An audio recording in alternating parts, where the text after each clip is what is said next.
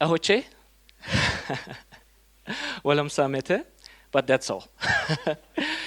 So thank you so much for coming. My name is Mete Seymen. And as you see, I have some different job titles. So I am Mete Seymen, and I was born in Turkey, grew up in West Africa, Mali and Senegal, and living in Oslo, Norway. I'm not talking about physically growing up. I'm talking about growing up, but maturing mentally. And yes, I learned a lot about myself when I was in Mali and Senegal, in short, in West Africa. So sometimes, yes, I left my country, and I left my country in order to discover new and endless horizons. After the graduating high school, I couldn't get the university of my dreams, and at the same time, witnessing most of my friends leaving the city to go to study in another cities was not easy for me. That time, when I understood nothing was permanent and everything has a tendency to change over time. I had plenty of questions about my future because the way ahead was unclear. But thankfully, it was time again for the folk dance festival when I had danced for 8 years. And there were a lot of countries, dance groups from different countries, and it was a great chance for me to meet people from different countries. And I was so eager to learn things different than my perspective, my environment, and my culture. As a result of this, I have now friends from more than 80 countries. For instance, this one, Richard from Colombia. Our friendship started 14 years ago, and we are still friends together. The festival ended, and soon after, one of my friends told me that there was a social project in Mali, and they were looking for volunteer dance instructor. And they asked me if I will be interested in a such project. The project was really scary to accept because I was just 18. I went home, I lay in my bed, but I couldn't sleep that night.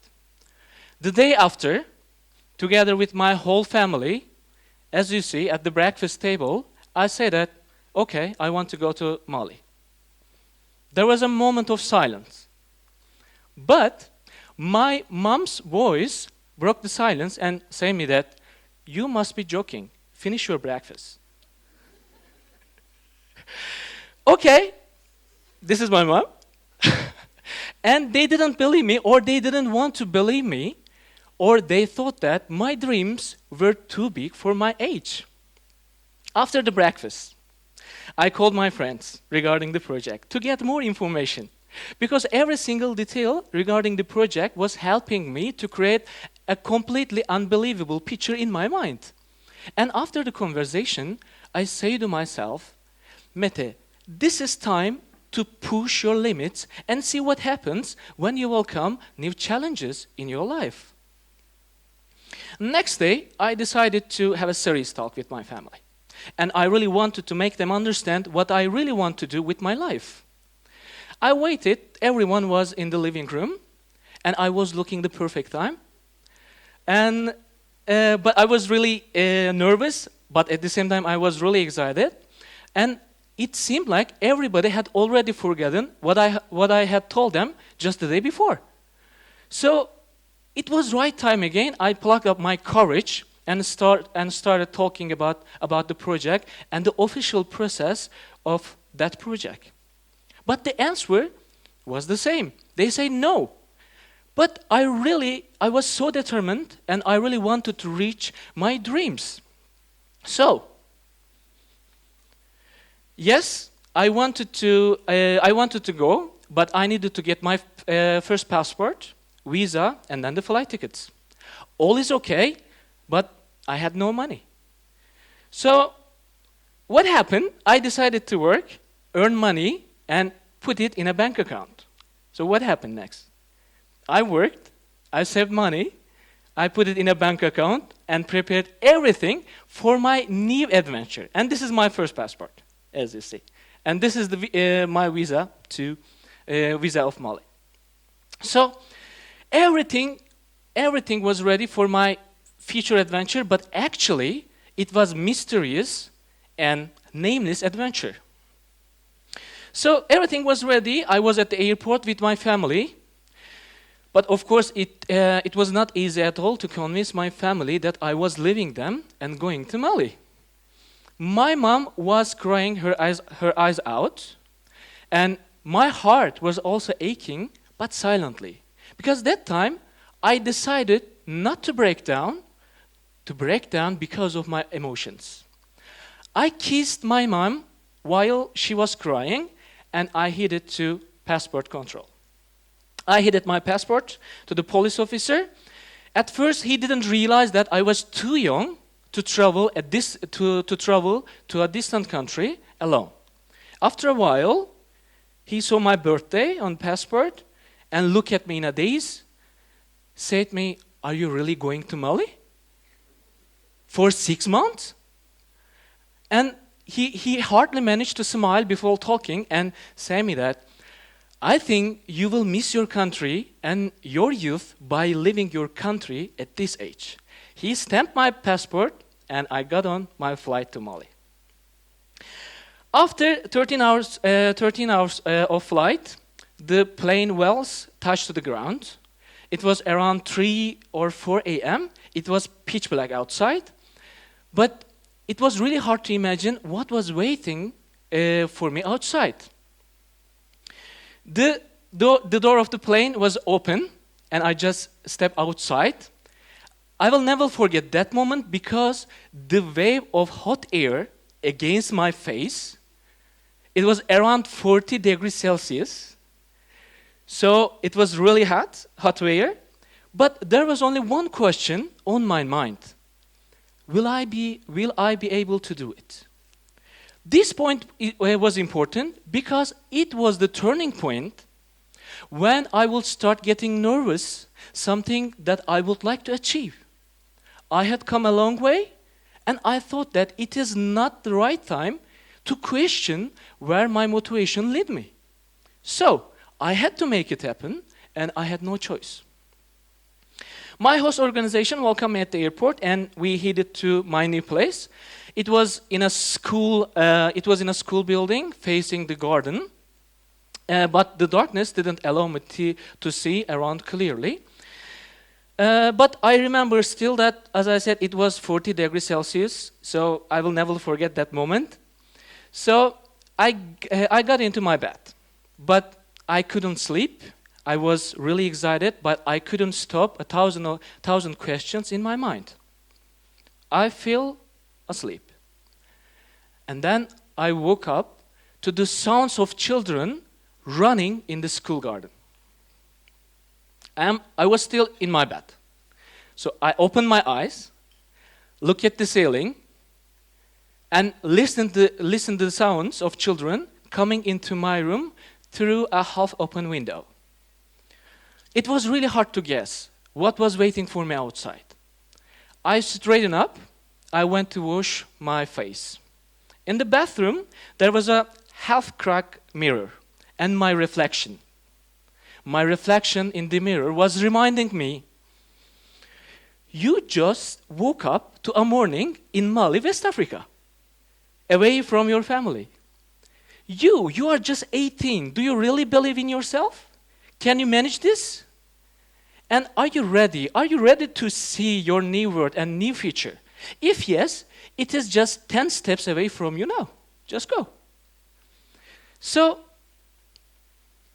I was walking towards my future, but in pajamas.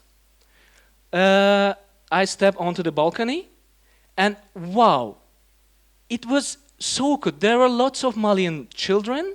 They were running, playing games, yelling. Oh my God, it was so nice and it was so cool. And they were so cute. And I didn't want to miss any single detail at that moment because my eyes were uncovering my new future, my new world. As here, I stayed in Mali for 6 months, as I planned. And then I wanted to stay in Africa longer. So I want to study there. But I had to move to Senegal in order to start studying, because in Mali there was no international university. It was of course challenging in the beginning, but I never lost faith in myself. And first in Mali and then in Senegal, we created dance groups. I say we because we made it as a team, me and my students. And now there is Yahya, who is going to tell you more about those days and those moments. Everyone, my name is Yahya Touré. I'm 23 years old. I live in New York City, and I just graduated from the State University of New York at New Paltz.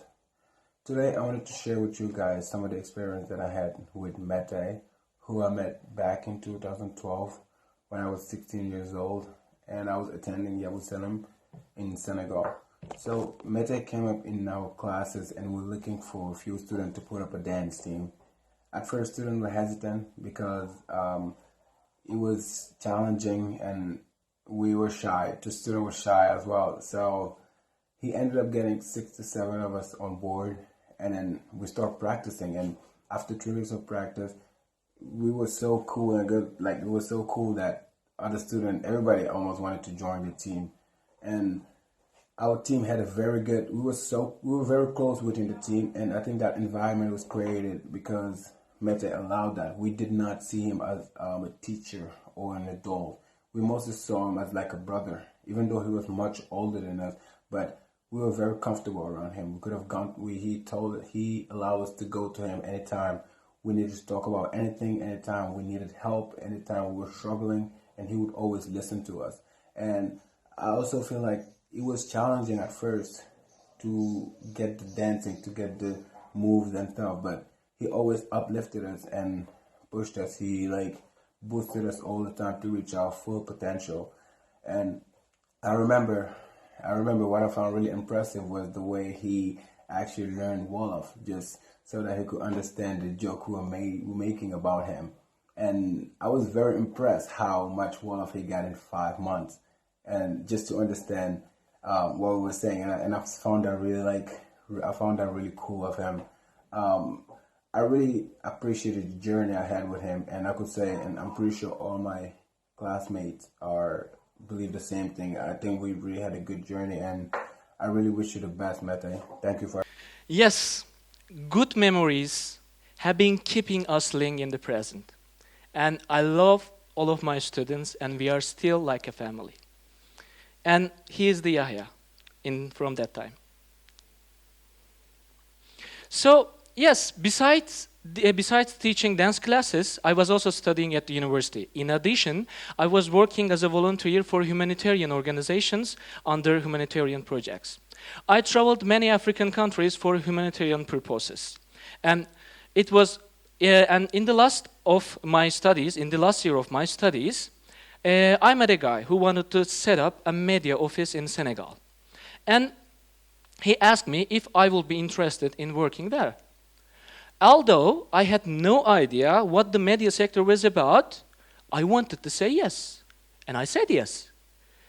Because I felt that moment was another turning point in my life. And I attended courses on news writing and journalism. Soon after, we also started working on visual media stories.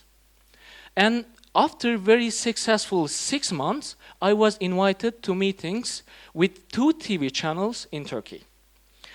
At the end of one of these meetings, the TV director asked me if I could work them as a TV reporter and stand in front of the camera.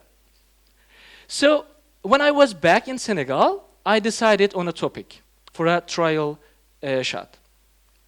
It was so demanding, even though it was just a trial, but that day I had to stay overnight at the office to be able to send the video file.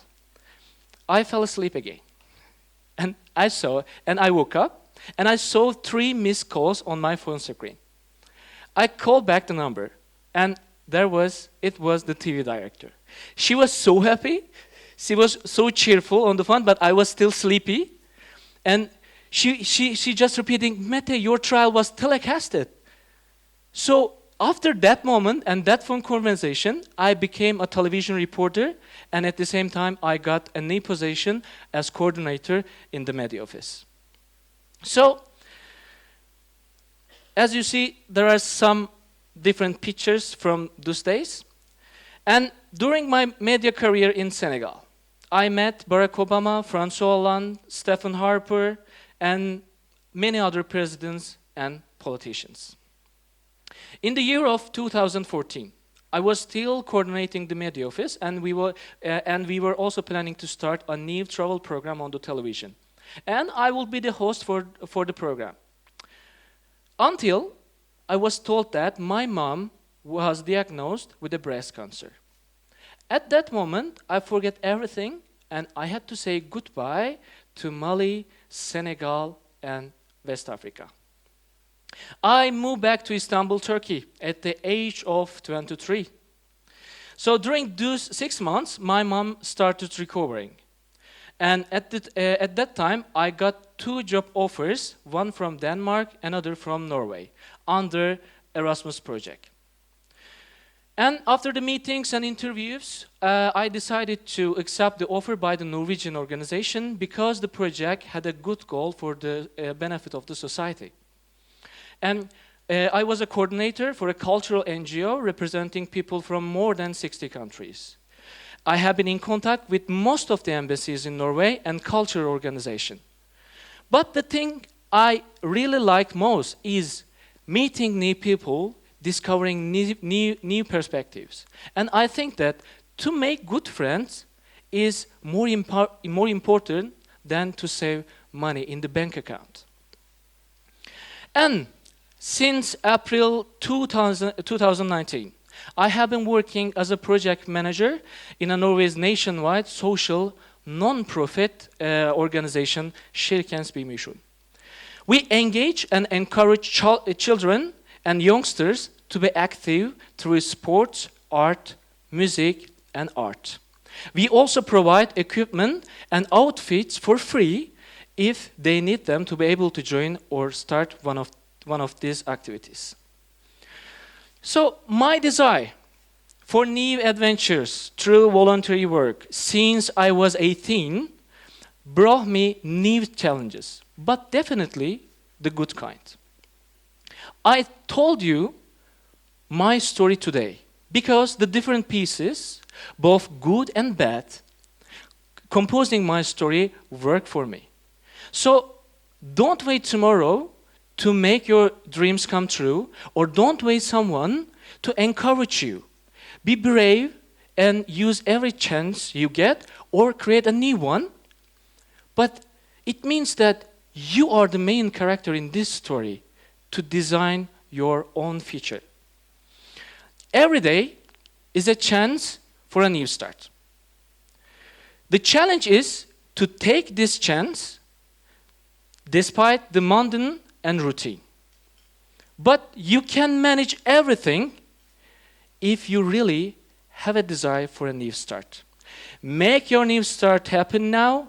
A new page in your life book is waiting to be written by you as of this moment. Thank you so much.